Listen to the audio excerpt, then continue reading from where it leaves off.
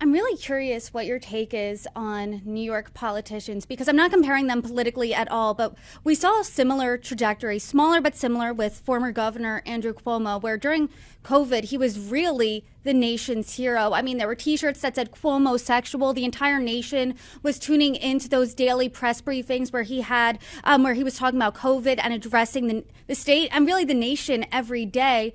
And then we saw what happened when he faced his own set of scandals. He had to step down, and he couldn't even win the Democratic primary for New York City mayor. Do you think it's something to do with New York and New York City, perhaps in particular, or do you think it's just a coincidence?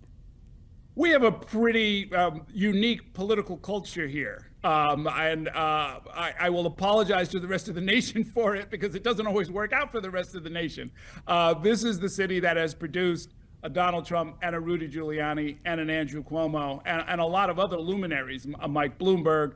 But it doesn't always work out. I guess that's the nicest way I could put it, is that we tend to attract, reward, elect, and elevate people with outsized egos, outsized ambition. But then when you look under the hood, you peek behind the curtain, it turns out that they're, in some cases, really quite deficient on basic issues of character, basic issues of morality, basic issues of decency. I'm not sure what it is about our culture that doesn't put guardrails around those kind of character assessments. But I can tell you, after 40 plus years of covering this city, it's not usually an issue.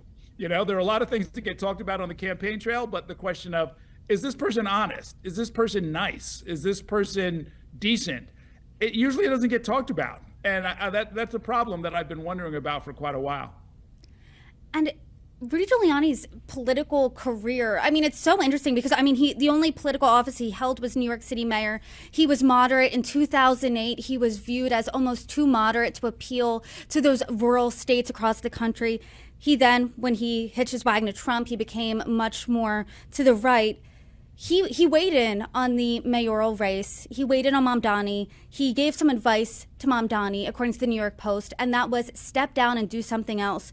Do you think anyone or Mamdani really cares about Rudy Giuliani's opinion anymore? Has New York City really moved past that? Yeah, Mr. Mamdani is not going to take that advice. I can tell you that. One thing, though, that you're sort of touching on is that being mayor of New York City is a great job, but it turns out to be a dead-end job. And even the most successful, best-known mayors, all the way back to Fiorello LaGuardia, John Lindsay, Ed Koch, Mike Bloomberg, all of them wanted to do something politically after the mayoralty. Most of them ran for president, frankly, and all of them failed. Same with Bill de Blasio. It turns out to be a dead-end job, for a lot of different reasons. I think in the current political atmosphere, it's much too liberal of a city for any Republican, even one as politically nimble as Rudy Giuliani used to be. It's not the right kind of environment to sort of step forward and say, I'm an urban Republican. I've got liberal views on, say, same-sex marriage or on immigration. It's just not going to get you anywhere in today's Republican Party.